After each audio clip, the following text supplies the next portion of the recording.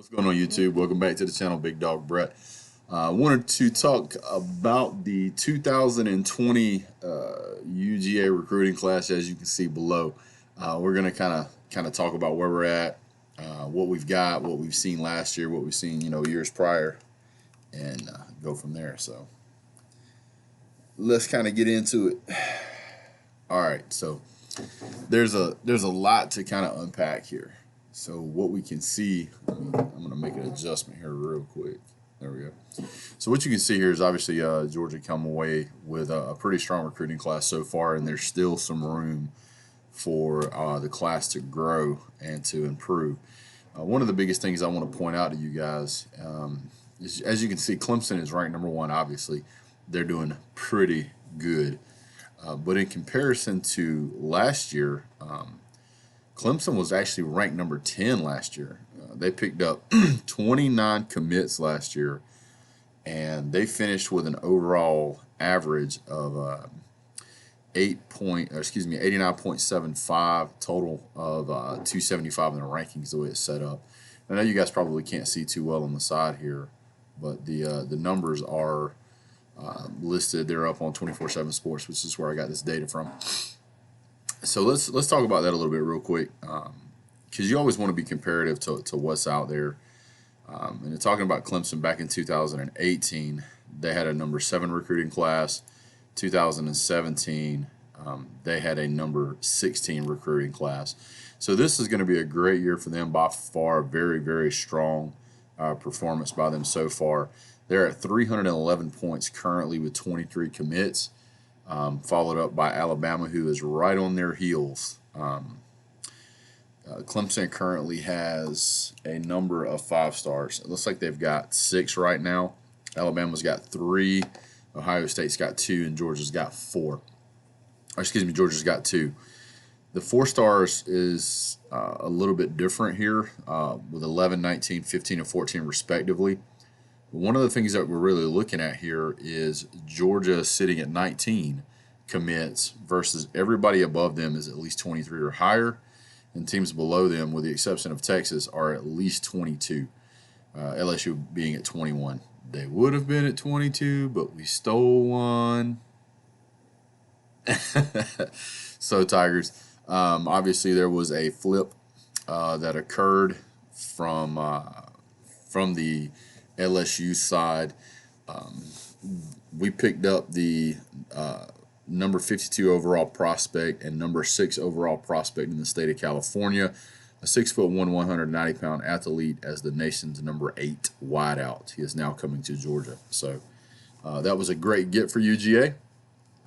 As you can see, we're currently ranked 4th nationally, #2 in the SEC, only behind Alabama, and our average ranking is 93.65. The 93.65, the reason that this number, at least to me, is important is because only one other team right now has an average that high, and that is Clemson. Clemson has a 93.65 as well. UGA is at 93.65. We're at 293 points overall. They're at 311 overall. UGA has a couple of 5-star commits that say that they're not going to actually sign until signing day sometime in February. When that happens, UGA will likely move up higher in the ranking system here. The really interesting thing that you can see here is that UGA is ranked in the top 4 this year. For those of you that have followed college football for a little while, you know since Kirby Smart has come to Georgia, recruiting has been outstanding. Last year, Georgia's recruiting was #2 in the country, and we only had a 92.59 average. Our average this year is higher. This year, being at the 93.65 is pretty high.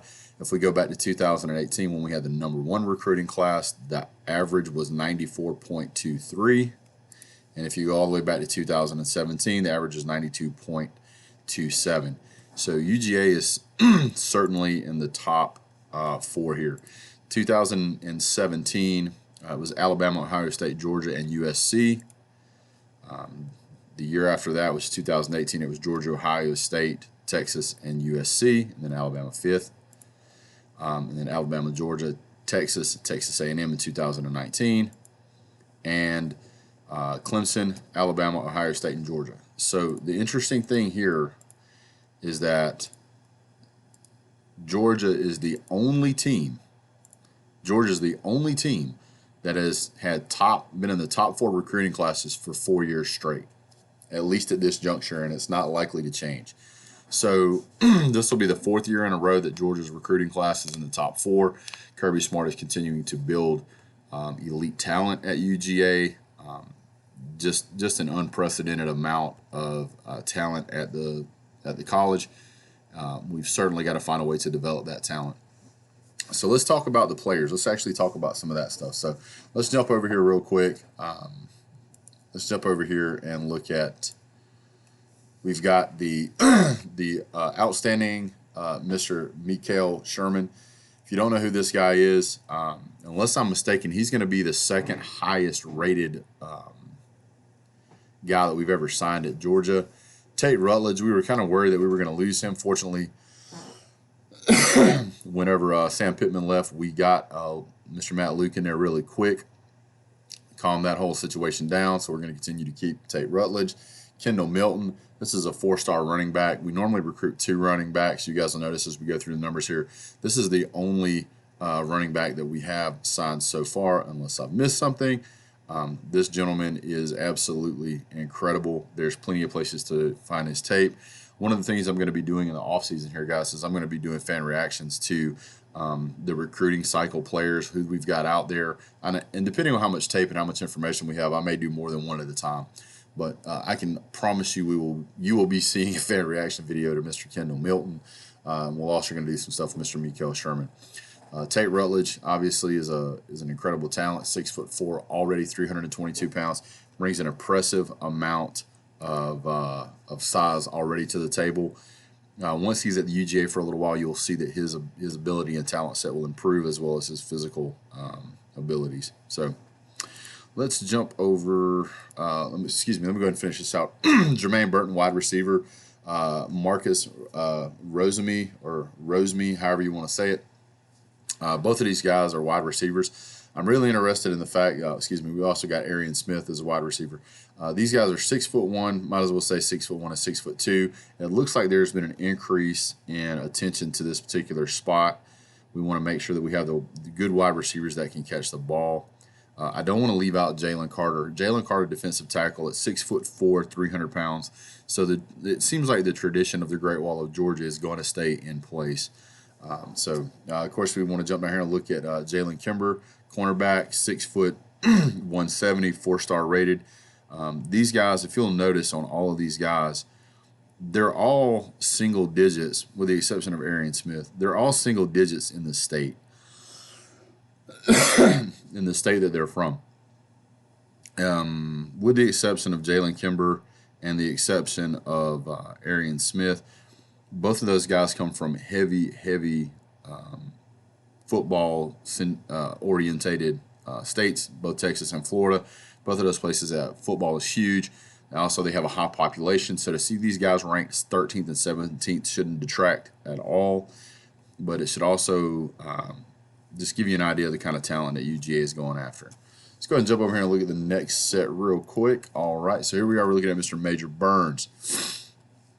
Major Burns, safety, 4-star, 6'2", 176 pounds.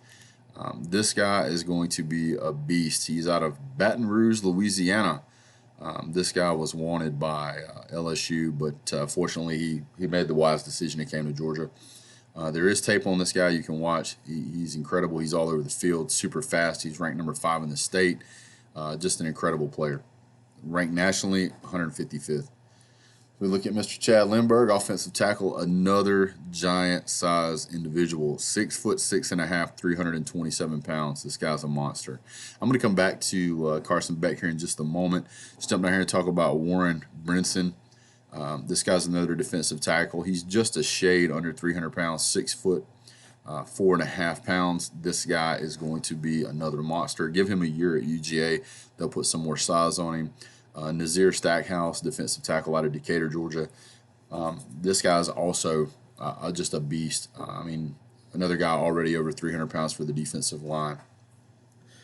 And then look what we've got here. Kind of excited about this guy, Justin Robinson, a 6'4" wide receiver.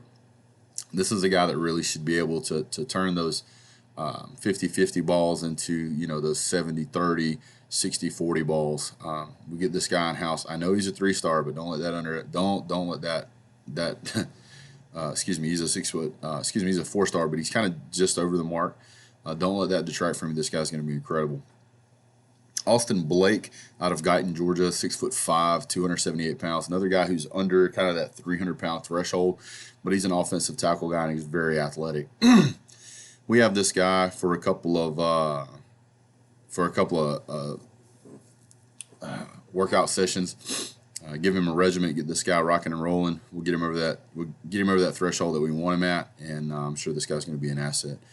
Devin Willock. This was a flip from.